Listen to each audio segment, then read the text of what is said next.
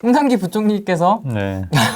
지금 부메랑을 맞았어요. 네. 임대차 3법으로 인해서 네. 의왕집을 지금 팔려고 했었는데 세입자가 나가겠습니다 했는데 그렇지, 그렇지. 갑자기 계약갱신 청구권을 쓴다 그래가지고 그렇지, 그렇지. 지금 팔지도 못하고 네. 전세도 지금 못 구하고 있고 지금 그런 상황까지 왔습니다. 그렇죠. 또 지금 살고 있는 전세는 이제 또 집주인이 들어온다고 하니까 나가셔야죠, 뭐.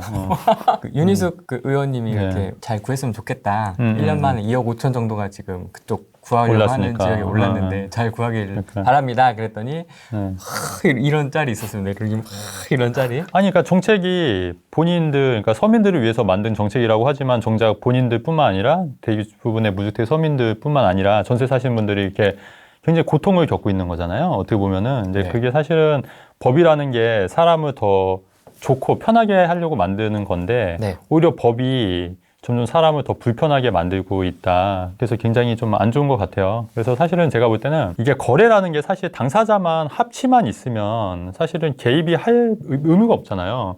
뭐 세입자랑 임대인이랑 내가 합의만 하면은 누가 개입하지 않든 간에 온당하게 아니 그러니까 세입자도 내가 불편하면 계약을 안 하면 그만인 거고 임대인도 그 계약의 합의만 된다고 하면 굳이 끼어들 틈이 없는데 그걸 자꾸 정부에서 끼어들게 만드는 거예요. 정부에서. 그러다 보니까 오히려 자꾸 이렇게 이런 부작용도 생기고 역효과가 많이 나는 거죠.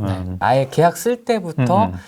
이사비까지 이제 딱 뭐 50만 원이면 50만 원 이렇게 이제 그렇죠. 예, 그런 것도 있고 뭐 최근에는 이렇게 뭐 줄 세워가지고 면접 보듯이 9명 예.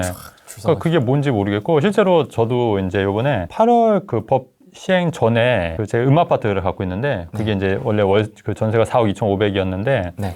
요번에 그 법 개정 전이어서 올릴 수가 있었던 거예요. 마음대로. 근데 이제 그 전부터 약속을 했던 거고 그다음에 이분이 이제 고3 수험생이 있어서 그래서 그냥 5억으로 올리기로 했어요. 또 물론 많이 오른 거죠. 4억 2,500에서 5억이면은 7,500 올린 건데 구두 약속을 하고 실제로 그 이제 임차인 임대인 기간이 끝날 때쯤 되니까 이게 막 6억 5천 이렇게 오르더라고요. 근데 지금은 얼마인지 아세요? 전세값이? 지금 얼마인데? 8억 5천. 그거를 제가 그냥 어쨌든 구두 약속을 했으니까 한 2달 전부터 약속을 했으니까 임대기간 만료 전에 2달 전에 약속을 했으니까 그냥 5억에 어쨌든 임대를 했어요. 임대를 했는데 임대인들도 뭐 예전 같으면 임대차 3법이 없으면 그냥 굳이 이렇게 안 올려도 되는데 임대차 3법이 있으니까 왠지 요번에 안 올리면 굉장히 억울할 것 같다는 거죠. 그러니까 그냥 최고 한도로 올리는 거예요. 최고 한도로.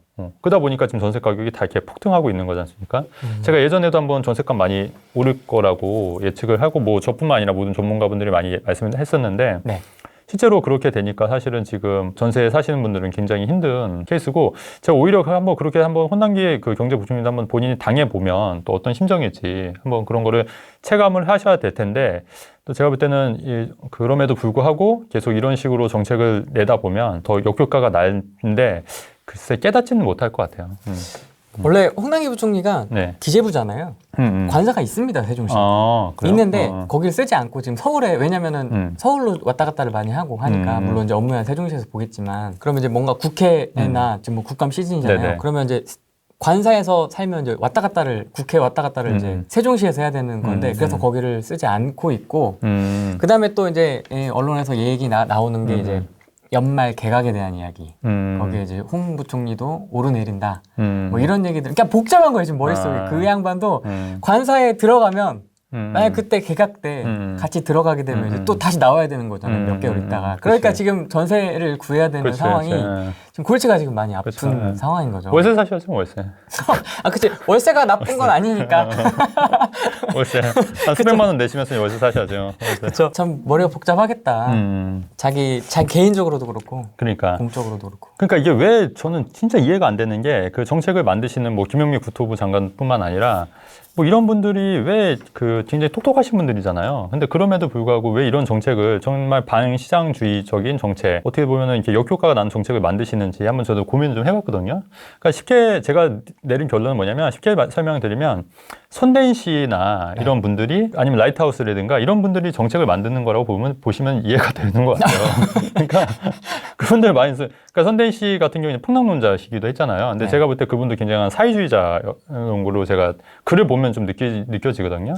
그래서 그런 거 봤을 때 그런 분들이 만든 정책이 그러니까 현실과는 좀 동떨어진 그러니까 이상만 있는 거예요. 이상만. 근데 우리가 이런 좋은 사회를 만들려면 이런 현실은 무시하고 이런 이상을 쫓아야 된다. 그런 식으로 정책을 내놓다 보니까 이런 현실과는 전혀 맞지 않는 부작용이 생기는데도 불구하고 그들은 이제 계속 옳다고 이제 생각을 하는 거죠. 그렇게 생각이 들 수밖에 없어요. 그러니까 사실 그 국토부 장관, 그 김현미 장관이 구독자도 그 라이트하우스랑 그 뭐죠? 또 쇼킹하우스 같은 전반적으로 쇼킹 부동산, 전반적으로 이게 폭락을 외치는 전혀 그 현실성이 없는 그런 채널들을 구독하시는 것만 봐도 뭔가 이상하다. 그럼에도 불구하고 지금 국토부 장관은 지금 최장수 하고 계시죠. 최장수. 그쵸. 뭐 아이러니하지만은 뭐 현실은 이렇다. 그러면 아까 네네. 음마 아파트 얘기를 해주셨는데 네네. 이게 지금 전세가 네. 부족한 게 서울 강남에만 국한되는 건 아니죠? 그럼요. 지금 뭐 강남뿐만 아니라 요번에 그 김포 같은 경우에도 네. 그 김포에 동일 스위트라는 아파트가 있어요. 그 제가 이제 예전부터 좀 추천했던 아파트인데 거기가 지금 전세 가격이 분양가에 육박한 거예요.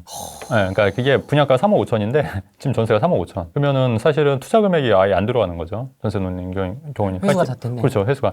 계약금 3,500 내고 그냥 그 잔금은 이제 전세로 채워도 되는 거고요. 그 다음에 그 음아파트 같은 경우는 얘기 좀 더 하자면 사실은 음아파트 같은 경우에는 집주인 입장에서는 헌집을 그냥 재건축 받으려고 있는 그런 이제 수요가 있는 거고 세입자 입장에서는 학군이 좋은 데를 사실 음아파트가 굉장히 낡다 보니까 어떻게 보면은 굉장히 좋은 학군지를 이제 저렴한 비용으로 들어가려고 하는 그런 수요가 맞물려서 그게 됐던 거잖아요. 그렇죠. 근데 요번에 또 최근에 발표된 게 뭐냐면 재건축 같은 경우에는 그 재건축 하기 위해서는 2년을 실거주해야 되는 법이 나왔잖아요. 네. 그러면 굳이 음아파트를 재건축을 기다리고 하셨던 분들도 거기에 들어가야 되는 거예요. 저를 포함해서. 자, 그렇다고 하면은 그 들어와서 살면 된다 이거예요. 근데 그런데 그렇게 하는데 그 이제 사실 불편할 수가 있잖아요, 사실은. 그러다 보니까 굳이 안 들어가도 되는데 들어가면 거기서는 이제 그냥 잠만 자고 나오든지 아니면 뭐 따로 뭐 월세를 따로 얻는다든가 다른데 새 아파트를. 네. 그래서 왔다 갔다 하면서도 살 수 있는 거고. 그렇죠. 그냥 비워놓을 수도 있는 거고. 그렇잖아요. 비워놓는 거, 뭐 왔다 갔다 산다고 하는데 그것까지 뭐 뭐라고 할 건 아니니까.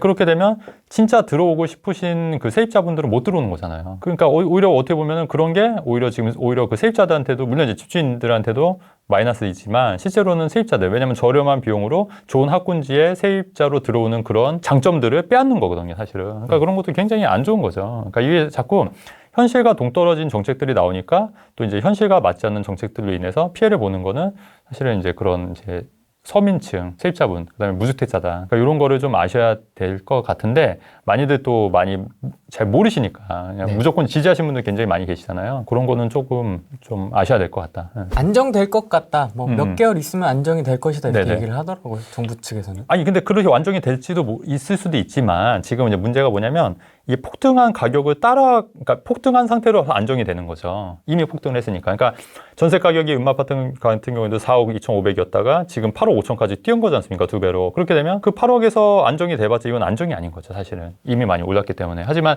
이 사람들이 생각하는 거는 8억에서 안정이 됐기 때문에 이건 안정이다. 그건 아니잖아요. 아, 점상했는데 그럼요. 거기서 이렇게 잔파동을. 어쨌든 계속 이제 그 국민들한테 안심을 시켜야 되고 자기네 정책이 옳다는 거를 계속 이제 얘기를 해야 되니까 뭐 네. 자꾸 이제 그런 식으로 얘기를 하는 거죠, 뭐. 2023년 이야기 하시는 분들도 계세요. 어떤 거요? 전세가 좀 안정화가 되려면 아. 2023년 정도까지는 기다려야 될 것 같다. 뭐 이런 얘기도 좀 있고. 저는 저 생각이 전혀 다른데요. 지금 이제 이게 지금 전세를 올리고 싶은데 그 계약갱신 청구권 때문에 못 올리는 경우가 있어요. 그러면 요번에 전세 만기가 도래했는데 5%밖에 못 올린다는 거죠. 그러면 그게 2022년에 끝나잖아요. 그러면은 만약에 집주인 같으면 집주인이에요. 그러면 내가 원래 시세가 한 8억인데 계약갱신 청구권 때문에 4억에서 한 4억 2,500밖에 못 올렸다. 4억 2천밖에 못 올렸다. 5%니까 4억 2천 올렸다. 근데 시세가 8억이에요. 그럼 올리겠어요? 안 올리겠어요? 올려야죠. 올리죠, 당연히. 그러니까 그 계약갱신 청구권이 이제부터 시작이고 2년이 남았기 때문에 오히려 저는 2022년 이후에는 더 폭등할 여지가 있다. 그리고 지금 아시다시피 공급이 없잖아요. 지금 재개발 재건축 다 막혀 있기 때문에 서울 같은 경우는 이제 공급이 없다 보니까 새 아파트에 대한 그런 수요도 굉장히 많기 때문에 또 전세 수요도 많이 있기 때문에 이게 그 한 번에 더 2023년 이후에는 더 오를 여지가 있지 더 떨어질 거라고는 생각 안 하는 거죠. 제 생각은 그래요. 되게 재밌는 기사가 저는 그 신혼부부 특별공급 네네. 소득 요건 완화한다고 했잖아요. 네네네.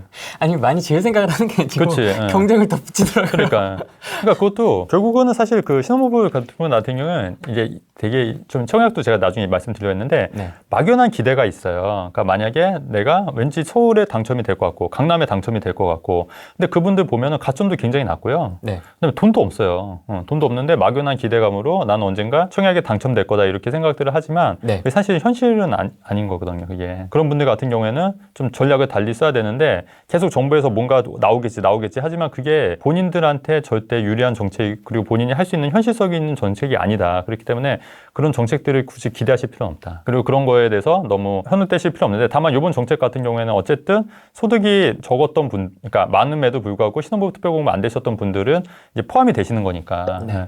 그런 분들한테는 조금 더 기회가 될 수는 있는 거죠.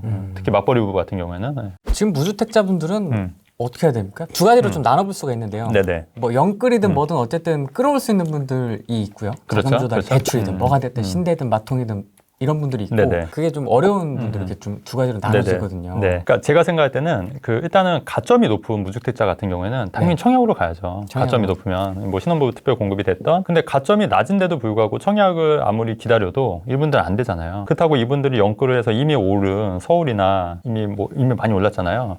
근데 저는 이제 지금 현재 부동산을 절정이라고 봐요. 절정. 어떤 절정이? 그러니까 부동산 가격이 절정. 아, 가격이? 절정. 네, 절정. 여기서 좀 더 갈 수도 있고 할 수도 있지만 어쨌든 현재는 이제 그래도 어깨나 그래도 뭐 가슴까지는 왔다.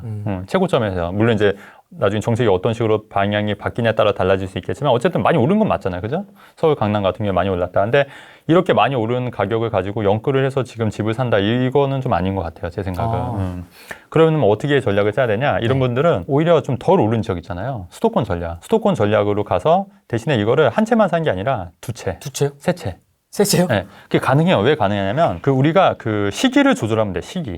그러니까 예를 들어서 하나는 분양을 받는 거예요. 지금 뭐 미분양도 있으니까 이런 미분양을 받으면 이건 완공이 2년 후지 않습니까? 네. 완공이 2년 후고 지금 당장 수도권에 이제 전세를 끼고 아파트를 하나 사는 거예요. 구축. 네, 신축. 그러니까 준신축으로 사는 거예요. 자금에, 그러니까 서울이 아니고 좀 덜 오른 지역. 그럼 이제 두 채인데 지금 현재는 1주택이잖아요. 근데 이게 분양권이 이제 완공이 되면은 이게 이때 2주택이 되는 건데 일시적 1가구 2주택이 되는 거니까 요거를 이제 처분하면 되는 거잖아요. 그리고 이게 완공이 될 때까지 또 갭이 또 시간이 좀 있지 않습니까? 왜냐하면 기본적으로 완공이 한 2, 3년 후에 되는 거니까 그럼 아예 한 채를 더 사는 거예요. 중간에.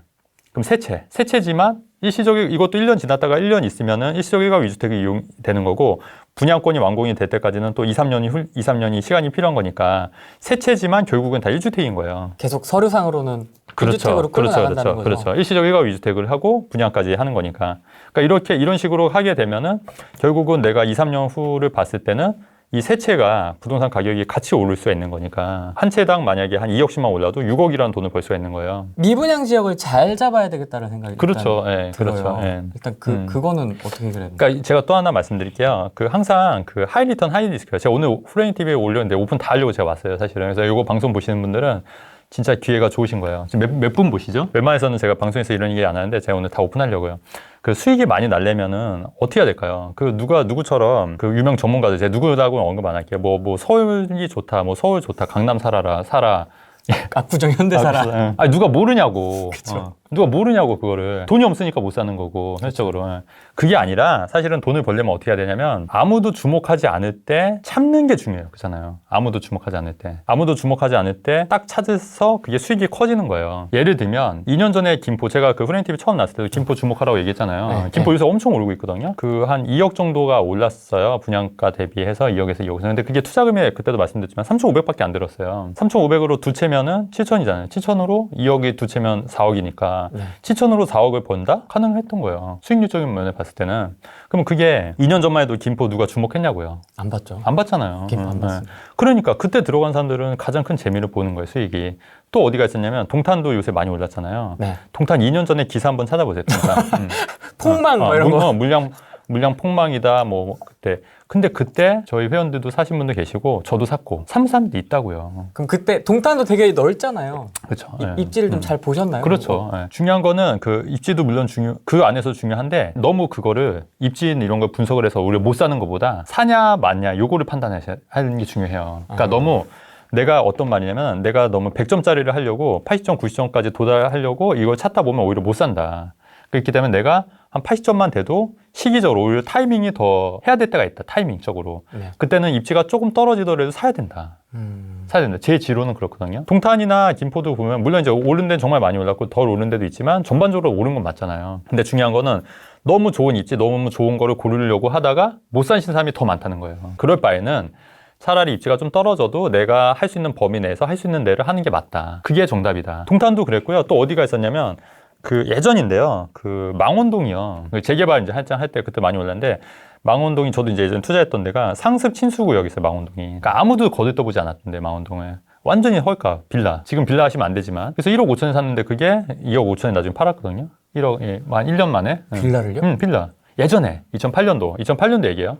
투자가 오래 했기 때문에. 그러니까 그런데 또 어디가 있었냐면 상암동 같은 경우에도 여기가 그 아시다시피 여기 상암동이니까. 네. 여기가 그 예전에 난지도 그 쓰레기소 같잖아. 네. 그죠? 예. 상암동 투자한다 하면 사람들이 다 미쳤다고 그랬어. 미쳤다고. 왜냐면 이제 난지도 이제 냄새 나고 이런 데다. 또 어디가 있었냐? 또 어디가 있었어요? 마곡지구도 마찬가지야. 논밭 아니냐? 논밭. 마곡. 그러면 어쨌든, 마곡이 있었다. 마곡지구도 그렇고. 미래 신도시도 미분양 많이 났었어요. 초반에. 미분양. 근데 그때 어쨌든 용기 내서 들어갔던 분. 그 미래 신도시 미분양 났을 때 기사 한번 쫙 찾아보세요. 다 안 좋다. 다 안 좋다. 위례가 왜 미분양이 났죠? 그때 이제 경제가 2008년도 이제 금융위기 때도. 그때요? 예, 2013년, 14년도. 그러니까 한참 안 좋을 때. 예. 한참 부동산이. 부동산은 이제 폭락한다. 부동산은 미쳤다.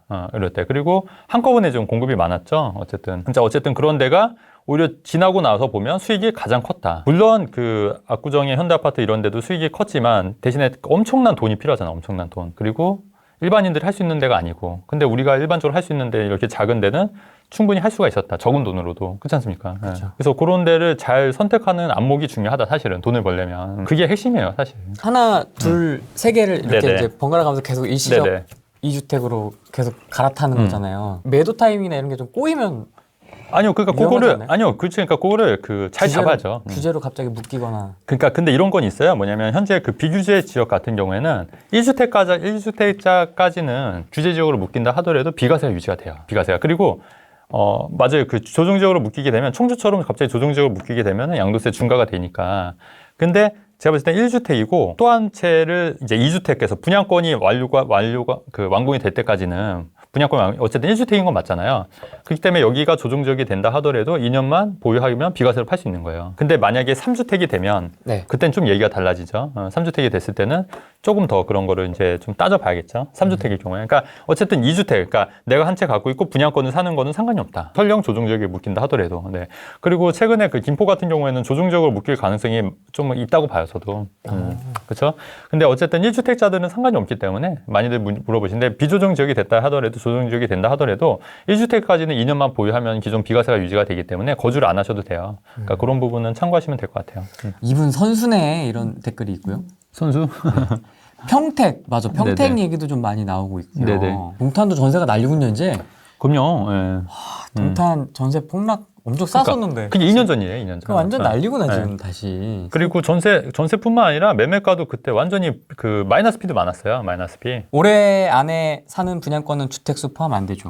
네, 올해 안에 사는, 네, 맞아요. 네, 내년부터 사는 분양권은 주택수 포함입니다. 네. 내년부터는 분양권 네. 주택수 포함입니다. 그리고 그 다주택 전략 중에 또 하나가 뭐냐면 지금은 취득세가 아시다시피 그 2주택은 8%, 3주택은 12%잖아요. 근데 이제 그것도 빠져나갈 구멍이 또 있어요. 그 서울 수도권인데 요거는 조금 더 굉장히 노력을 많이 하셔야 되는데 지금 공시지가 1억 이하 있지 않습니까? 그러면 이거는 주택수에 포함이 안 돼요. 그러니까 재개발 지역 외에 공시지가 1억 이하의 아파트는 주택수에 포함이 안 되기 때문에 내가 다주택 전략을 간다고 하고 내가 자금이 충분하지 않다고 하면은 지방 쪽에 있는 공시지가 1억 이하의 아파트를 차라리 여러 채를 가는 거예요, 여러 채. 왜냐면 2주택, 3주택 8%, 12% 하면 사실 투자 못 하잖아요. 네. 만약에 여러 채를 간다 하더라도 공시지가 1억 이하라고 하면은 그것도 어떻게 보면은 방법이 될 수가 있다. 취득세 면에서는. 그리고 조정지역이 아니기 때문에 비조정 지역이기 때문에 양도세도 중과가 해당이 안 되는 거고. 근데 개인적으로 봤을 때 요즘 그 강원도 안 좋다고 하잖아요. 기사 같은 데 보면은 강원도가 제가 볼 때는 오히려 지금이 기회일 수 있다. 아까 왜 기회일 수 있다고 말씀드렸잖아요. 오히려 사람들이 주목하지 않고 겁먹을 때가 오히려 다시 한번 돌이켜 봐야 될 때다. 그렇게 봤을 때는 지금 강원도 쪽도 한번 주목해야 되지 않냐. 다만 공시지가 1억 이하의 아파트는 또 그만한 그런 이유가 있어요. 왜냐면 안 오를 만한 이유들이 옛날 아파트니까. 근데 그 와중에서도 갑자기 이제 뭐 인구가 늘어날 수 있다거나 아니면 뭐 교통 여건이 좋아진다거나 아니면 학군이 호재가 있거나. 그렇죠. 호재가 있는 지역들을 잘만 찾았으면 돼요. 그런 데를 먼저 투자하는 것도 나쁘지 않다. 공시지가 1억 이하에. 그런 거는 뭐 한 2채, 3채, 4채까지도 가능하고 최근 전세 가격도 많이 올라서 실제로는 한 1,000만 원만 있어도 투자가 충분히 가능하다. 오픈 다 하려고 왔으니까 제가 할게요. 네. 청주 그 방사강 가속기 발표 나기 전에 아파트, 청주 아파트 한 채 샀어요. 우린 필류 1차라고 검색해보시면 나오는데 그게 그 1억 4,500에 샀는데 전세를 이제 1억 3,500에 맞춘 거예요. 아, 진짜요? 1,000만 원. 근데 지금 한 1억 8,500, 한 4천만 원 정도 오른 거죠. 4천만 원 정도 올랐는데 대신에 이제 그리고 나서 조정지역 묶여버린 거예요, 청주가. 그래서 원래 저는 한 2년만 있다가 팔려고 했는데 조정지역 묶여있다 보니까 뭐 가져가는 걸로. 네, 가져가는 걸로. 네. 근데 여러분 이런 것도 생각하셔야 돼요. 어차피 조정지역, 청주라든가 지금 조정지역이 묶이지 않아야 될 때가 묶인 데가 많아요. 왜 양주라든가. 맞아요. 의정부라든가 청주라든가 이런 데 있지 않습니까? 근데 이런 데 조정지역이 묶였다 해도 낙심하지 마시고요. 그냥 기다리시면 돼요. 한 2, 3년. 지금 청주나 이런 데서도 지금 막 엄청나게 지금 반발 많이 하고 있잖아요. 그래서 이런 데는 풀린다. 그렇기 때문에 그냥 버티면 된다. 그러니까 보유자한테 지금 말씀하시는 거예요? 네네, 보유하신 분들은. 신규 진입에 대한 신규 이야기는? 진입하시는 분들은 이제 취득세가 8%, 12%이기 때문에 그런 데를 이제 다주택 전략으로 가는 건 좀 불리하다. 이제 신규 진입하시는 분들은 어떻게 가셔야 되냐면 아까도 말씀드렸듯이 가점이 높으신 분들은 청약으로, 가점이 낮으신 분들은 다주택 전략으로 가시는 것도 중요하고요. 그리고 예전처럼 다주택 전략으로 해서 여러 채 가는 전략보다는 똘똘한 한 채 전략으로 해서 똘똘한 한 채로 내가 갖고 있는 범위 내에서 2채 정도 혹은 3채 정도 이렇게 이제 시기를 이용한 2채, 시기를 이용한 3채 정도로 갈아타시는 전략이 훨씬 낫다. 그러니까 그렇게 이해하시면 돼요. 그 정책이 그래서 자꾸 이제 그런 식으로 가다 보니까 더 양극화는 될 거예요. 그러니까 수도권이랑 서울은 더 오를 거고 네. 지방은 좀 떨어질 것 같은데 그 와중에도 이런 잘만 찾으면 공시지가 1억 이하의 아파트를 잘만 찾을 수 있다고 하면은 오히려 지금 어떻게 보면 또 기회가 될 수 있다. 그 거제도 같은 경우에도 예전에 네. 제가 한 2, 3년 전에 그 거제도 갔을 때 그때 조선업이 엄청 안 좋다 보니까 아파트 가격이 폭락을 하더라고요. 한참 그랬잖아요. 네. 그래서 제가 그때 생각할 때 이거 기회다. 근데 제가 사진 않았어요. 사진 않았어요. 왜냐면 그냥 귀찮아서 거제도까지 하기엔 좀 그런데 근데 기회라고는 생각을 했었어요. 근데 그때 샀던 분들은 아마 지금 많이 올랐을걸요. 거제도도. 근데 조선업이 언제 이게 회복이 될지 그래도 그때 그러니까 오히려 그 더 이상 떨어질 데가 없겠다. 완전 바닥이겠구나. 왜냐면은 본연의 가치라는 게 있잖아요. 부동산이. 근데 본연의 가치가 그때 내가 볼 때는 막 새 아파트가 2억대였을 거예요. 2억도 한 1억 8천 2억대로 막 떨어졌을 때요. 그래서 와 진짜 싸다. 어쨌든 그렇게 그러니까 워렌 버핏 투자하는 스타일이 그런 거잖아요. 진짜 쌀 때 사서 그냥 오래 갖고 있으면 언젠가 본연의 가치가 올라오는 거니까 그냥 그때 파는 거잖아요. 그럼 그 방사강 가속기 전에 청주에는 왜 가신 거예요? 그걸 왜 매수하신 거예요? 그냥 여유자금이 있어서 하나 사야겠다. 규제 안 돼 있는데 찾다가 비조정자 해서 그건 가진 않았고요. 전화로 사셨군요. 네, 전화로 해서 하나 여유자금 좀 있어가지고 하나 까였는데 근데 그 청주 같은 경우에도 보시다시피 방사강 가속기 발표 전에 이렇게 떨어졌었어요. 네, 그러니까 완전 바닥이었어요. 근데 방사강 가속기 때문에 다시 원상태로 돌아온 거지 오른 게 아니에요. 그러니까 여기도 바닥이구나, 바닥이구나 이런 생각이 들어서 이제 샀던 거죠. 뭐. 이제 지역 여기저기 좀 나오는데 그렇죠. 이제 비규제 이야기가 많이 나올 수밖에 없는데 네. 이제 수도권하고 가까운 데가 이제 충북, 충남, 네네. 천안, 오산 이쪽 평택 아까 평택. 평택도 괜찮을 것 같아요. 평택도 괜찮을 것 같고 뭐 봐야죠 뭐. 평택도 괜찮을 것 같고 저는 개인적으로 요즘 어디를 좀 주목하냐면 제가 다 얘기할게요. 저희 의정부랑 옥정 좀 보시면 좋을 것 같아요. 의정부랑 옥정 신도시. 왜냐면 거기가 지금 뭐 7호선 연장 계획도 있고 GTX-C 노선도 있고 한데 그러니까 지방보다는 저는 오히려 수도권이 더 낫긴 하잖아요. 그래서 만약에 조금 여유가 있다면 옥정 쪽도 옥정에 특히 그리고 이번에 조정지역으로 묶이면서 청약 경쟁률이 굉장히 좋았었어요. 이제 다주택자는 중도금 대출이 안 나오는 거예요. 그러다 보니까 일정 부분 미분양이 좀 있었어요. 그 대성 베를이라든가 그다음에 제일풍경채라든가 이런 미분양이 있었거든요. 네. 근데 다 지금 나왔어요. 그래서 이런 데를 만약에 여러분들이 좀 관심 있다고 하면 그런 거 미분양일 때 잡는 것도 괜찮다. 그리고 무주택자는 어쨌든 중도금 대출이 나오잖아요. 중도금 대출이 나오기 때문에 그런 거 한번 해보시는 것도 어쨌든 중도금 대출이니까 계약금만 있으면 되잖아요. 그렇게 하시면 되죠. 뭐. 거기 옥정역인가 그게 확정이 됐죠? 네, 거기는 덕정이랑 그쪽도 괜찮을 것 같고 그 다음에 지방 쪽은 저 좀 봐야 돼요. 저도 제가 다 아는 건 아니고 지역을 좀 봐야 될 것 같은데 이런 생각도 들어요. 뭐냐면 청주 같은 경우는 어쨌든 호재가 계속 있는 거니까 지금 뭐 조정지역 묶였기 때문에 가격이 좀 떨어지긴 했거든요. 보합이어서. 네. 그래서 만약에 내가 그런 지역들을 그냥 내가 조정지역이긴 하지만은 뭐 전세 끼고 사면 사실 상관없는 거니까 대출을 받는 것도 아니고 대출 한도가 줄어들어도 전세 끼고 사는 거니까 근데 그런 거 만약에 사겠다 해서 사서 뭐 내가 그 비조정지역 풀릴 때까지 기다리겠다 하면 그런 것도 나쁘지 않을 것 같아요. 네, 오히려. 청주도 완전 구축이 있고 네. 신축이 있고 가급적 그러잖아요. 신축으로 가야죠. 신축을 말씀하시는 거예요? 지금? 신축으로 가는데 맞는데 근데 돈이 없어요 내가. 없어. 없어. 그럼 구축해야죠 뭐 어떻게 해요. 그렇잖아요. 신축이면 당연히 신축 가야죠. 갭 차이가 많이 적은 구축으로 가야죠. 돈이 없으면 돈에 맞춰서 해야죠. 구축은 이렇게 갭이 좀 붙어있긴 한데 이게 네. 매가가 조금 상승이 신축보다는 조금 약한 거 같아요. 약하죠. 예. 그러니까 여유가 있으면 당연히 신축으로 가는 게 맞는데 그럼에도 불구하고 안 하는 것보단 나니까. 파주 운정. 파주죠. 예. 그 사실 파주도요. 제가 그 만사 건물주 책에 보시면 주목해야 될 지역에서 운정신도시를 아예 언급을 했어요. 3년 전에 운정신도시랑 김포 두 군데. 운정 힐스테이트 같은 경우에는 제가 한 2년 전부터 저희 회원들 엄청나게 제가 추천 많이 했었어요. 운정이요? 네, 많이 올랐어요 거기도. 25평이 지금 7억 될걸요. 분양가가 2억 5천 뭐 이랬어요 분양가가. 그러니까 그게 여러분 그 서울만 관심 가지실 필요 없어요. 그리고 운정이나 여기는 또 비조정 지역이라 다주택자라 하더라도 양도세 일반세율이잖아요. 그러니까 운정 힐스테이트나 이런 데도 굉장히 그 운정 아이파크라든가 이런 데 굉장히 많이 올랐어요 GTS. 그러니까 GTS 영향도 있고 그래서 그러니까 뭐 서울만 사야 된다 뭐 강남 사야 된다 뭐 누구나 다 아는 얘기 이런 건 의미가 없다는 얘기예요. 그게 아니라 제 말은 정말 사람들이 주목하지 않는 그런 진주를 찾는 능력이 중요한 거지. 그게 핵심이고 어쨌든 운정도 괜찮은데 제 개인적인 생각은 지금 25평 운정이 7억이에요. 그럼 많이 올랐어요. 그죠? 그럼 많이 올랐으면 그거 갈아타셔서 이제 다시 서울권을 진입하시는 것도 나쁘지 않겠다. 왜냐면 운정 신도시가 7, 8억 물론 이제 운정도 더 오를 여지도 있고 한 GTX-A 뚫리면 더 괜찮긴 한데 아무리 그래도 신도시는 신도시다. 운정은. 그러니까 서울로 오실 수 있으면 그 돈 보태서 오실 수 있으면 갈아타는 전략을 해라. 실제로 저도 그 2년 전에 서울로 주고 나서 서울 아파트 사야겠다는 하신 분이 계셨는데 돈이 안 되는 거예요. 그리고 서울이 이미 많이 올라서 제가 이 전략을 썼더니 운정 신도시를 비조정 지역이니까 두 채를 사는 거예요. 두 채 사서 오른 가격으로 서울로 입성하시라. 근데 현실적으로 그게 훨씬 더 맞는 전략이었던 거죠. 서울로 못 들어가면 주변에서 튀겨서 그렇죠. 튀겨서 내가 갖고 있는 돈과 합쳐가지고 그렇죠. 이제 원하는 지역으로 간다. 그렇죠. 그게 제가 볼 때는 전략이 괜찮다. 항상 라이브 하면 나오는 지역이 어딘지 아세요? 어디요? 일산. 일산이요? 일산은 그냥 노코멘트 하면 안 되나? 일산 살기는 좋아요, 일산. 일산 좋아요. 저도 투자를 예전에 했었지만. 네네. 근데 가급적 일산보다 더 좋은 데가 많으니까. 네. 여기까지만 하겠습니다. 네. 죄송합니다. 투기 방송이냐고요? 네, 투기 방송입니다. 적폐 방송, 투기 방송. 네네. 그 원하시는 게 뭘까요? 그러면 투기 방송 안 하면 도대체 원하신 대로 해드릴게요.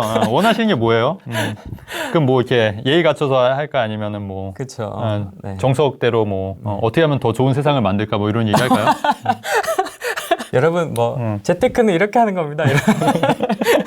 맞아. 인천도 지금 묶여갖고 갑자기 지금 놀랬는데. 그렇죠.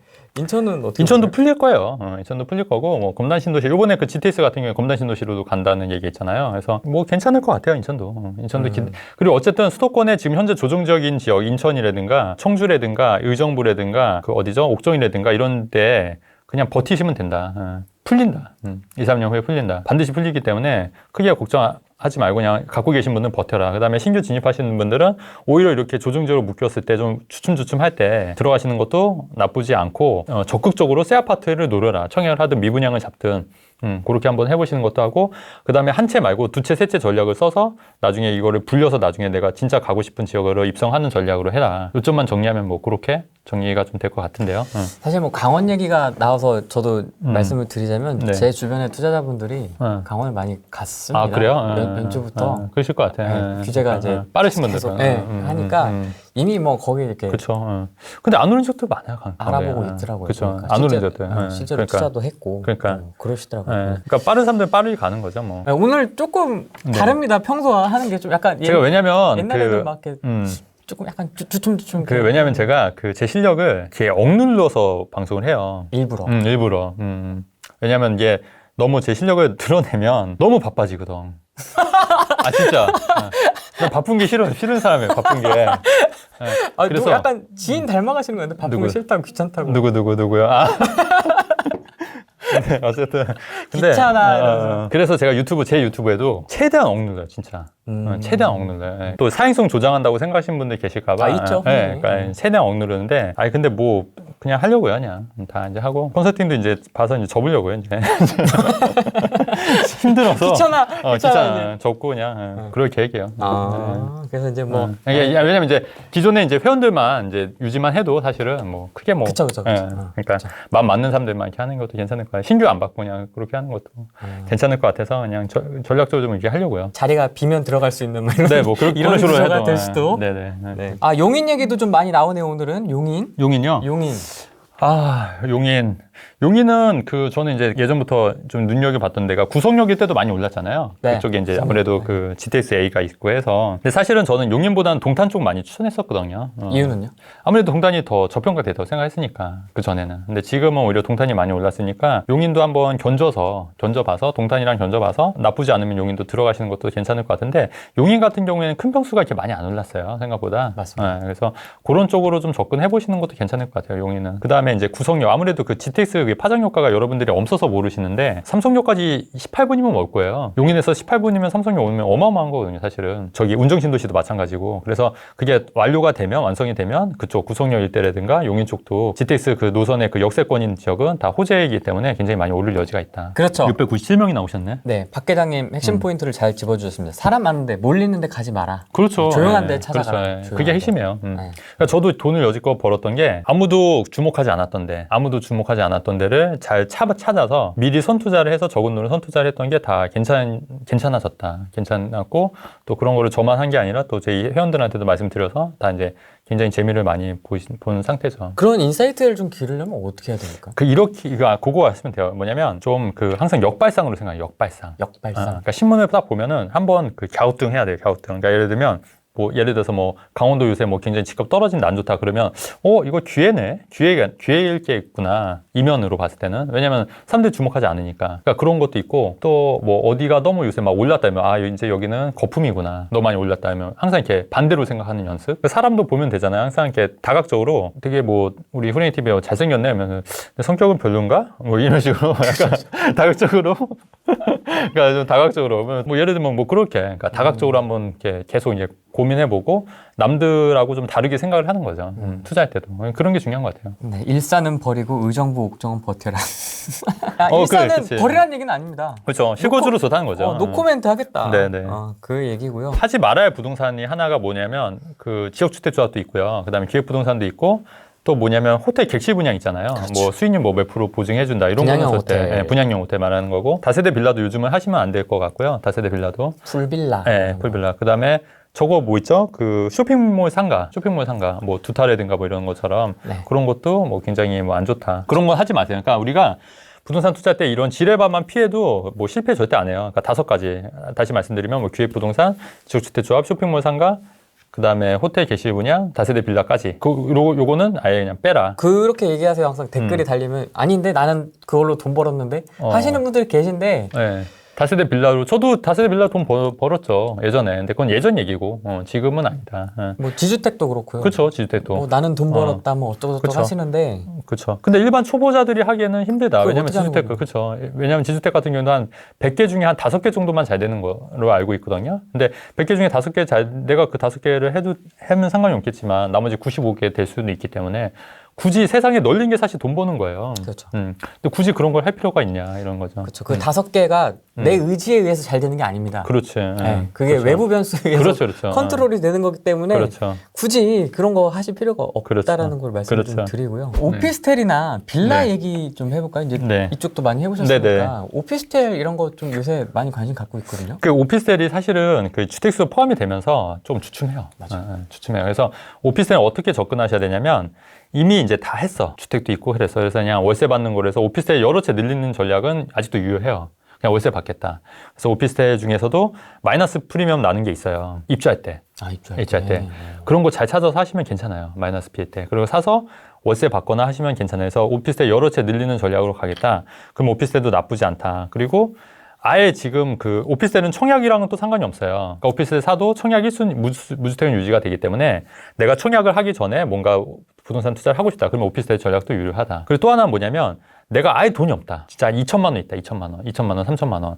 그럼 2천만 원, 3천만 원 할 수 있는 게 없잖아요. 그러면 2천만 원, 3천만 원으로 이제 전세를 끼고 오피스텔 사는 거예요. 전세로? 전세를 끼고.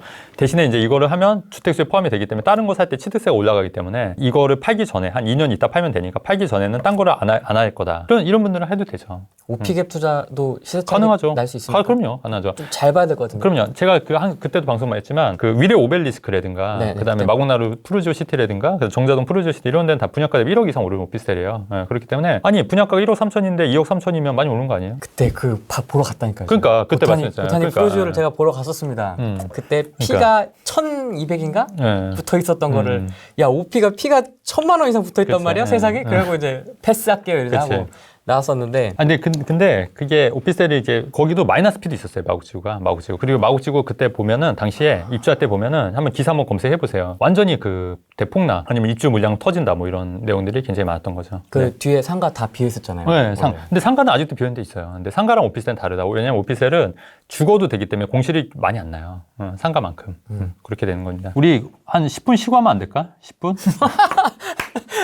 알겠습니다. 네. 둘 다 멤버십이 있군요. 일단 최진군 대표님 그 멤버십 회원제 좀 얘기 좀 해주세요. 저희 그 미래를따 블로그 검색하시면 거기 내용이 나와 있거든요. 그래서 그걸 보시고 거기 회원들 후기도 있으니까 네. 그렇게 보시면 될 것 같아요. 그리고 우리 후레인TV님. 후레이TV 멤버십은 뭐 약간 이제 쿠키 영상 같은 것도 좀 네. 가끔 올라가고요. 그렇죠. 뒷이야기 뭐 이런 것도 좀 있고, 그렇죠. 그다음에 라이브 같은 거는 좀 바로바로 올려드리는 편이고요. 그렇죠. 네, 그런 식으로 좀 하고 있습니다. 그렇죠. 저도 후레인TV 네, 멤버십이에요. 멤버십이세요. 네. 좀 더 올려도 되지 않을까요? 멤버십 비용은? 지금 커피 한 잔 정도만 2잔으로 하면 안 될까요? 네, 더 올려주고 싶은데. 한 달에 한 잔 정도는 얻어 먹을 수 있잖아요. 약간 그런 개념으로. 그러니까 네. 좀 더 올려도 될 것 같은데요? 오늘 그 멤버십 팬분들이 많이 네네. 들어오셨네요. 제가 그 요새 그 단톡방을 좀 오픈을 했어요. 한 몇 달 전부터. 그래서 좋더라고요. 누가 그러더라고요. 이게 뽕 맞는 기분일 것 같다고. 왜냐면 단톡방에 뭐 제가 한마디 하면 너무 다 호응이 좋으시니까. 그리고 이제 실제로 이제 저희 회원분들 이렇게 모여서 만나면은 제가 아무 얘기 안 했는데 너무 좋아하시는 거예요. 막 웃고. 너무 좋더라고요. 근데 집에 가면은 이제 다 이제 구박당하고. 집에 가면 이제 아들, 딸, 와이프한테 이제 잔소리 듣는데 나가면 이제 회원분들이 너무 좋아하시니까. 바깥도 아니 다른 남자. 밖에서는 거의 집에 가면 그냥 막. 무주택자 분들 위한 거 했고, 네. 그럼 이제 다주택자 분들은 지금 보유하고 있는 것도 있을 것이고, 그쵸. 이제 추가 투자를 골치 아파갖고 이제 뭐 상가로 가니 토지로 가니 막 지금 이러고 있는 상황입니다. 그렇죠. 다주택자는 이제 버티셔야 될 것 같아요. 버티시고, 좀 하시고, 만약 여력이 안 되시면은 내년 6월 1일 전까지 파셔야죠. 또 종부세 많이 올라가니까. 그 다음에 이제 주택으로 이제 뭔가 더 늘리긴 힘들다. 내가 볼 때는 그래서 뭐 상가나 업무용 오피스텔.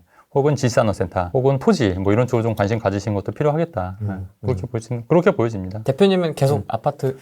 저는 그냥 좀 당분간 투자를 안 하고, 저도 좀 버티려고요. 당분간 좀 투자를 안 하고, 이제 좀 많이 해놨거든요, 사실은. 있는 거 정리하는? 네, 정리할 필요도 없어요. 그냥 갖고 있으려고 하고. 제가 최근에 이제 대출을 다 없앴어요. 대출이 없는 인생이 처음이에요, 사실. 그러니까 그 전까지는 여지껏 돈 벌어서, 그러니까 대출을 일으켜서 뭔가를 사고, 그걸 갚는 연속이었거든요. 근데 최근에 대출을 싹 갚았어요. 대출 제로. 그리고 이제 통장에 이제 현금이 이제 있는 것도 처음이에요. 억대로 있는 게 처음이에요, 억대로. 그러니까 계속 이제 쟁여 차곡차곡 쌓이는군요. 네. 그래서 그거를 그냥 갖고 있는데 뭔가 좀 희한하더라고요. 왜냐면은 대출이 없는 것도 희한하고 내 통장에 현금이 있는 것도 처음이거든요, 사실은. 그 전까지는 이제 다 부동산 사고 대출 일으켜서 사고 그거 갚고. 사실은 대출을 일으켜서 뭔가를 하는 게 자본주의에서는 유리하잖아요. 근데 또 한편으로는 굳이 없어도 될 것 같아요, 대출이. 이제 어느 정도 수준이 어느 정도 이제 올라오면 자산이 쌓이면 대출 받는 것도 귀찮아져요. 귀찮고 그냥 이자 나가는 것도. 자서도 귀찮고. 그러니까 그런 것도 있고 그냥 이자 나가는 게 그러니까 이걸 해서 뭔가를 하는 게 더 돈이 될 거라는 하지만은 그런 것도 이제 의미가 없다고 해야 되나? 굳이 그런 것 같아서 한번 여러분들도 대출 그러니까 근데 제가 볼 때 처음부터 그렇게 하면 안 되고요. 대출은 최대한 많이 받아서 열심히 하셔야 돼요. 근데 저는 이제 굉장히 오래 열심히 했잖아요. 거의 뭐 투자를 벌써 29살 때부터 했으니까 벌써 굉장히 오래 했잖아요. 얼마나 드신 거죠? 16년 했죠, 16년. 저 대표님 연세도 모릅니다. 지금 45. 45이니까. 그러니까 16년 했기 때문에 10년 동안 얼마나 저도 고생 많이 했겠어요, 사실. 그렇기 때문에 이제는 좀 편히 살려고. 약간 친구 닮아가신 거. 편히 살고 싶어서. 근데 사실 자산이 없는 분들은 레버리지를 좀 활용을 해야 되지 않습니까? 당연하죠. 마통이든 신대든. 무조건 하셔야죠, 무조건. 지금 상황에서는 하는 게 맞는 거죠? 그렇죠. 무조건 하셔야 되고, 너무 레버리지를 너무 과하게 하시면만 안 된다고 하면은, 레버리지는 당연히 자본주의에서는 이제 도움이 많이 되는 거기 때문에 당연히 레버리지 활용해서 하셔야죠, 투자를. 그렇다고 생각합니다. 저도 이제 무일푼으로 시작을 했지 않습니까? 무일푼에서. 그러다 보니까 돈이 없으니까 처음에는 이제 다세대 빌라부터 시작을 한 거예요. 다세대 빌라 시작해서 그 다음에 이제 오피스텔, 아파트, 뭐 상가, 뭐 지산업센터 전반적으로 다 했던 거예요. 재개발, 뭐 재건축, 진짜 거의 다 한 것 같아요. 진짜 그렇게 해서 돈을 차곡차곡 불린 거죠. 불려서 그 돈을 가지고 모아서 토지도 있었고 해서 모아서 이제 강남에 이제 아파트를 산 거죠. 근데 처음부터 강남에 입성할 수는 없어요. 그렇기 때문에 처음에는 작게 시작을 해서 돈이 눈덩이처럼 굴려가듯이 굴려야 돼요. 굴리려면 아까도 말씀드렸듯이 일시적 일가구 1주택 전략을 이용하든가 아니면 이제 다주택 전략을 이용하든가 아니면 또 지방의 소형 아파트 전략으로 가서 좀 주택수를 늘리는 거다. 어떻게든 돈을 마련해야죠. 제가 또 항상 말씀드린 게 저는 이게 항상 앞바퀴 뒷바퀴 같아요. 그러니까 내가 근로소득, 사업소득은 앞바퀴, 그 다음에 투자소득은 뒷바퀴. 그래서 앞바퀴와 뒷바퀴가 맞물려서 가야 되는데 앞바퀴에만 너무 힘이 쌓이면 뒷바퀴가 안 굴러가잖아요. 그리고 앞바퀴에 힘이 없으면 뒷바퀴가 또 너무 뒷바퀴로만 굴러갈 수가 없지 않습니까? 그렇기 때문에 이 균형을 잘 맞춰야 된다. 앞바퀴, 뒷바퀴를. 그래서 앞바퀴가 부족하신 분들은 조금 더 내 몸값을 올려서 돈을 벌 수 있는 방법들을 연구를 하셔야 되고, 그죠? 네, 뒷바퀴가 너무 없는 분들, 무조건 앞바퀴로만 하시려면 또 힘이 안 되니까, 앞바퀴, 뒷바퀴도 활용할 수 있는 방법들, 뭐 투자라든가 재테크라든가, 이런 것도 좀 준비를 하셔야 된다. 그렇게 생각하는 거죠. 어쨌든 앞바퀴가 먼저 일단 잘 그럼요. 굴러가줘야. 그렇죠. 뒷바퀴 따라가는 거예요. 그렇죠. 앞바퀴가 막 이상하게 틀어져 있으면 방향 이상하게 가거든요. 그렇죠, 그렇죠. 그래서 일단은 그 사회초년생일수록 앞바퀴도 좀 중요하게 생각을 해라. 너무 뒷바퀴만 신경을 쓰면은 사실 힘들다. 어쨌든 앞바퀴를 내가 밟을 수 있어. 근데 앞바퀴를 밟을 수 있는 방법들은 투자도 있지만 내 사업소득, 그 다음에 또 자본 없이 시작할 수 있는 다양한 또 아이템들이 있을 거예요. 네. 그런 거 잘 찾아서 하시면 되지 않을까 이렇게 생각합니다. 그 보면은 자본 없이 하는 게 요새는 진짜 많잖아요. 그렇죠. 그 약간 무자본으로. 저는 이제 두 가지 측면을 다 공감을 하는데 부의 사다리가 끊어지고 있다는 것도 저는 일부 공감을 하고 있고 또 그 유튜버가 그랬잖아요. 단군일의 최대로 돈 벌기 쉬운 그래, 맞아요. 시대다. 맞아요. 그 뭐 캘리도 있고 맞아요, 취미로 돈 맞아요. 버는 맞아요. 거, 뭐 강의도 있고 맞아요. 상담도 있고 맞아요. 엄청 이게 맞아요. 많아졌더라고요. 그럼요. 플랫폼도 엄청 그렇죠. 많아졌고. 그렇죠. 그러니까 그런 거 잘 활용하시면 좋을 것 같아요. 아 그렇죠. 주식도 있죠. 주식도 할 수 있는 거고 각자 관심 있는 쪽으로. 주식도 제가 팁 하나 드릴게요. 주식 투자. 저는 주식 투자를 가끔 하거든요. 가끔. 근데 언제 하냐면 무너질 때. 폭락할 때. 근데 여러분들 그게 힘든 이유가 주식 같은 경우에도 폭락하고 무너지고 막 다 부정적인 기사, 최근에 그 코로나 같은 경우에도 그때 신문들 보시면은 제가 그 영상도 유튜브 영상 보시면은 그때 주식 사라고 했을 때가 있거든요. 제 영상 보시면 있어요. 근데 그때 진짜 바닥이었거든요. 저도 일부 샀었고. 그러니까 그럴 때 사서 다시 정상으로 회복될 때 파시면 돼요. 근데 그거를 왜 못하냐? 그게 안 되는 거예요, 사람이. 심리가. 그러니까 투자는 일정 부분에 그런 용기가 필요한 것 같아요. 아까도 얘기했듯이 동탄이라든가 그 안 좋다고 하면, 사람들이 안 좋다고 하면 못하는 거예요. 김포 안 좋다고 하면 못한다고. 근데 그게 지나고 나면 엄청난 기회였던 거잖아요. 근데 그거를 쉽게 못해요. 근데 그거를 눌러야 돼. 투자를 하려면. 그 본능을 억눌러야 돼. 그 연습을 하셔야 돼요. 그 연습. 근데 그게 생각보다 쉽진 않은데요. 자꾸 연습하다 보면 돼요. 본능을 누르는 그 힘을. 이성으로 눌러야 되는 거네요. 그렇죠. 공부를 통해서. 그렇죠. 그게 쉽진 않아요. 쉽진 않은데 그래서 투자가 어려운 것 같아요. 쉽지 않아요. 맞습니다. 진짜 쉽지 않아요. 네. 저도 그때 당시에 코로나 때 네. 마이너스 52%를 찍었거든요. 근데 그때 장난 아닙니다. 멘탈. 그러니까 멘탈이 맞아요. 근데 오히려 그때 더 넣어야 되는데 못 넣는다고 일반 사람들이.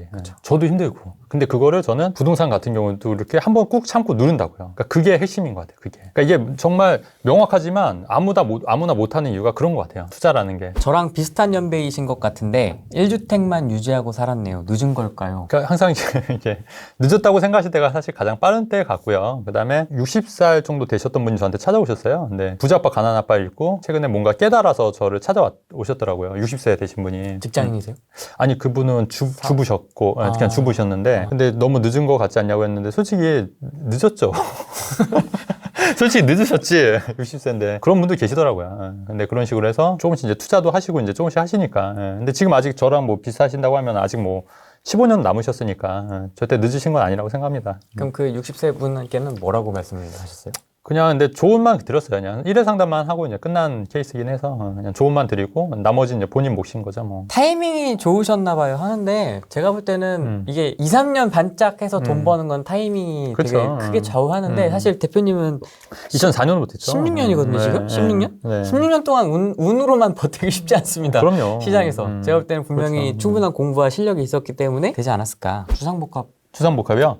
주상복합 같은 경우에는 그러니까 예전 주상복합이 있고 최근 주상복합이 있는데 예전 주상복합이 이제 타워팰리스는 대표적인 거잖아요. 근데 그 타워팰리스 같은 경우에도 리모델링 이슈가 있어서 좀 올랐더라고요. 주상복합 같은 게 나쁘지 않은데 이렇게 리모델링 이슈가 있는 지역들이나 그런 데는 충분히 오를 여지가 있다. 특히나 지금 재건축이 막혀 있기 때문에 강남 그런 요지에 그런 데는 괜찮지 않겠냐. 저는 개인적으로 그렇게 나쁘지 않게 생각해요. 근데 강남 요지 주복은 비싸지 않습니까? 비싸도 뭐 그래도 뭐 리모델링 호재나 이런 게 있으면 괜찮을 것 같고. 근데 실제로 살기에는 좀 불편한 게 제가 안 그래도 제가 아시다시피 그 DH 아노이즈 살잖아요. 지금 DH 아노이즈 사는데 이제 그때 어디 살까 이제 보다가 저기 타워팰리스도 가봤어요. 가봤는데 약간 분위기가 약간 어두침침하고 이게 창문은 못 여니까 좀 답답한 것도 있고. 그러니까 요즘 신축에 주는 그런 쾌적함 그런 건 없더라고요, 확실히. 살기에는 좀 많이 힘들더라. 요즘 새 아파트 같은 경우는 사실 없는 게 없거든요. 뭐 수영장, 뭐 농구장, 뭐 당구장도 있어요. 그 골프 연습장, 뭐 헬스 사우나, 그다음에 뭐 스카이 라운지 뭐 이런 게 다 있기 때문에 그러니까 예전에는 그런 주상복합의 그런 커뮤니티가 있어서 더 인기가 많았는데 지금은 일반 아파트들, 새 아파트, 수도권 같은 경우도 이런 아파트들이 있어요. 그 커뮤니티가 잘 갖춰진 아파트 그런 데가 있기 때문에 굳이 주상복합으로 갈 필요는 없지 않겠냐. 그래서. 대표님 커뮤니티 시설에서 네네. 농구하는 네. 보셨어요? 바람 빠진 농구공. 오, 맞아. 안 튀겨. 맞아. 그래서 맞아. 굳이 저걸로 드리블을 하시는 게. 맞아. 아시는구나. 네, 맞아. 네. 그거 보고 되게 한참 웃었습니다. 끝까지 보셨어요? 끝까지? 봤던 것 같아요. 끝까지? 다 이렇게. 길지 않았어요. 네, 영상이. 그러니까 끝에 이제 농구하는 영상이 나오거든요. 네, 끝에. 되게 웃겼습니다. 그 아까 말씀하셨던 OP도 그러면 신축 기준 당연하죠. 네, 지금 다 신축을 말씀하시는 네네네. 거죠? 그렇죠. 네. 요새는 트렌드라 네네. 그러니까. 제 개인적으로는 주상복합하니까 그 합정에 있는 메세나 플리스. 메세나 플리스. 네네. 약간 이제 구축이죠. 그쵸. 구축으로 가야 될 것 같은데 되게 웅장하고 크더라고요. 그렇죠. 거기도 엄청 좋죠. 밑에 또 상가나 이런 것도 다 있잖아요. 상가가. 맞아요. 살아보고 싶긴 하더라고요. 그런데. 그렇죠. 요즘은 그렇죠. 그나마 그거는 이제 타워팰리스보다는 이제 나중에 신축이죠. 하는 거야. 그렇긴 하니까. 내부는 안 들어가봤는데, 근데 그 성향 차이인 것 같아요. 그러니까 그런 데 또 좋아하시는 분이 있고, 좀 한적한 데 좀 좋아하시는 분도 계시고. 저는 약간 그런 거 좋아합니다. 약간 힙하면서 합정, 뭐 홍대. 부천 얘기도 좀 나옵니다. 부천. 네, 반복해서 지금 나오고 있네요, 부천. 부천도 나쁘지 않은데, 일단 부천은 이제 구도심, 1기 신도시다 보니까, 부천은 구도심이라서 그래도 요즘 좀 최근에 좀 그래도 올랐던 거죠. 그래서 가급적 거기는 이제 신축이 없잖아요. 그러니까 요즘은 이제 지역도 지역인데, 이제 신축 위주로. 근데 물론 신축이 없나요? 신축이 많이 없죠. 인천 쪽에는 좀 있는데, 인천은 재개발이 있는데, 부천은 뭐 공급이 신축으로 공급되는 게 많지는 않으니까, 그런 거는 좀 참고해서 보셔야 될 것 같고, 뭐, 그렇죠. 예전에 그 부천 같은 경우는 7호선 연장되면서도 좀 오르긴 했는데, 네. 그러니까 지역도 물론 중요한데, 요즘은 그런 상품성도 보셔야 될 것 같아요. 상품성. 새 아파트. 왜냐면 새 아파트가 옛날 새 아파트랑 지금 새 아파트는 차원이 달라요. 그러니까 완전히 그런 그 평면도 되게 굉장히 좋고, 그건 굉장히 커뮤니티. 그렇죠. 예, 그렇기 때문에 사람들이 몰리기 때문에. 예. 참고로 그 김포 힐스테이트 리버시티나 이런 데도 그 실제로 가보면 엄청 좋아요. 저도 한 두 개 있었잖아요. 두 개 있고 하나 이제 팔고 최근에 이제 그 전세에 하나 났는데 그런 데도 보면은 사실 그게 그 우리나라 또 한 가지 말씀드린 게 빈부격차 우리나라 크지 않아요. 왜냐면 그 아파트가 강남에 있으면 그게 30억이지만 김포에 있기 때문에 그 분양가 3억 5천밖에 안 했던 거예요. 26평이. 근데 사실 삶의 질은 똑같거든요. 그렇잖아요. 거기 김포 강남이나 강남 새 아파트나 김포 새 아파트나 뭐가 다르게 안에서만 짓는다고 하면. 근데 3억짜리냐 30억짜리냐 그 차이인 거잖아요. 예. 제가 모델하우스 촬영을 좀 많이 해봤잖아요. 그래서 많이 안에를 봤는데 똑같아요. 똑같습니다. 그 안에 뭐 내장재 그렇게 차이 없어요. 네, 맞아요. 다 똑같더라고요. 입지 차이지. 그렇죠. 그러니까 이게 빈부격차가 우리나라가 크다고 하는데 잘못된 거예요. 우리나라가 지금 빈부격차가 얼마나 사실 수도권에 보면 3, 4억대 아파트 널렸는데 왜 집값이 비싸다고 그 난리인지 모르겠어요. 사람들이. 왜 그렇게 정치인들이 주장을 하고 자꾸 선동을 시키는지 모르겠다고 거죠. 자꾸 이제 안 좋은 이미지를 심어주는 거예요. 집값은 비싸다. 네네. 양극화. 예. 근데 사실 그렇지 않아요. 외국 가면은 더 이게 양극화가 훨씬 거지들도 많고. 미국은 진짜 심하죠. 그럼요. 미국 캐나다도 마찬가지고 뭐 베트남 뭐 이런 데도 만만치 않고 뭐 태국 같은 데 보면은 다 그렇죠. 그러니까 사실 빈부격차 우리나라 크지 않아요. 생각보다. 근데 그거를 자꾸 정치인들이 이제 잘못되게 이제 심어주는 거예요. 그러니까 거기에 농락당하시면 안 돼요, 여러분. 모두가 우리나라 네네. 국민 1가구 1주택이 된다. 네. 소위 말하는 부동산 민주화가 된다면 네네. 어떻게 될까요? 미치는 거죠. 아 왜요? 거죠. 다 똑같이 하나씩 갖고 있으면 사이좋게. 근데 거래가 안 되죠, 거래가. 거래를. 내가 이거 팔고 싶어도 팔 수가 없는 거죠. 그렇죠. 그거에 관련된 영화도 있는 것 같은데, 그 블로그에 보시면 이거 관련된 내용, 외국 사례가 있더라고요. 그거 어디지? 쿠바에 실제로 일가 1주택 정책을 추진한 거예요. 근데 이제 거래가 안 되고 딴 사람이랑 뭐 해서 되게 복잡해요. 복잡해. 거래가 안 되고 그래서 굉장히 안 되는 거다. 말도 안 되는 정책이다. 이렇게 추진되면 안 돼요. 진짜 이민 가야 돼요. 이민. 근데 이런 것 같아요. 저는 우리가 핸드폰 하나만 사려고 하더라도 이것저것 알아보잖아요. 뭐 사양이 어떠냐, 뭐 비용이 어떠냐. 그다음에 10군데 20군데 알아보잖아요. 아니 내 집 마련할 때도 내가 내 발품 팔아서 이것저것 따져서 한다는데 그게 뭐가 투기라는 건지 모르겠어요. 핸드폰 하나 사는 것도 여러 가지 고민하고 결정하고 하는 건데. 근데 이거를 그러면 핸드폰 사는 것도 투기면은 뭐 투기고 집 사는 게 투기면 핸드폰 사는 것도 다 투기고 그런 이렇게 시장에 맡겨서 내가 이렇게 고민하고 하는 것도 다 투기인 거잖아요. 근데 다만 뭐 불법적인 요소가 있거나 그죠? 그다음에 너무 좀 너무 과하게 하거나 혹은 뭐 남한테 피해를 주는 투자를 한다. 이거는 문제가 있는 거죠, 당연히. 과하게 기준은 뭡니까? 과하게는 너무 그러니까 내가 과도하게 돈도 없으면서 한 진짜 30채 100채 영끌 해서 막 그 세입자들 피해 주고 세입자한테 피해 주고 그건 아니잖아요. 그러니까 세입자가 나가더라도 내가 돈 있어서 하겠다는데 그건 뭔 상관이에요. 10채 20채 있어도 내가 돈 있어서 하겠다는데 세입자한테 피해 안 주겠다. 근데 세입자한테도 전세금 다 떼이끔 피해 주면서까지 하는 건 아니죠. 좀 부정적으로 보시는 분들은 돈이 많은 사람들이 이미 다 선점을 하고 있고 쓸어가기 때문에 네네. 담합을 하기 때문에 집에 없는 사람들이 피해를 보는 거다 이런 얘기도 하더라고요. 아니 뭐 그러니까 기회에 있어서 그래서 뭐 정부 정책이 뭐 그런 측면에서 나오는 것도 있는데 그럼에도 불구하고 이게 너무 과하다 보니까 부작용이 커져서 오히려 더 서민들이 더 힘들어지는 게 문제인 거예요. 저도 물론 그런 부분도 이제 일부 동감하는데 그렇다고 하더라도 무주택이거나 집을 안 사신 분들도 열심히 공부해서 그 시장에 참여를 하도록 노력을 해야죠. 그 시장에 참여하도록 노력도 안 하면서 쟤네들 접해야 쟤네들 때문에 내가 집을 못 사. 이런 피해 의식에 언제까지 살 거냐 그런 거예요. 그렇다고 하면 본인 인생에 도움이 1도 도움이 안 되는 거죠. 쟤네 때문에 내가 집을 못 사. 사실 그건 아니잖아요. 나도 공부해서 하면 되잖아요. 그 시장에 내가 끼어들면 되는 거잖아요. 그렇게 하면 되죠. 저 자기는 가만히 있는데 끌어내려고 그러니까 그게 문제인 거예요. 일로 와 이렇게. 그렇죠. 네, 그런 경우가 좀 있는 것 같다는 생각이 좀 들고요. 양도세 중과제도 계속 유지될까요?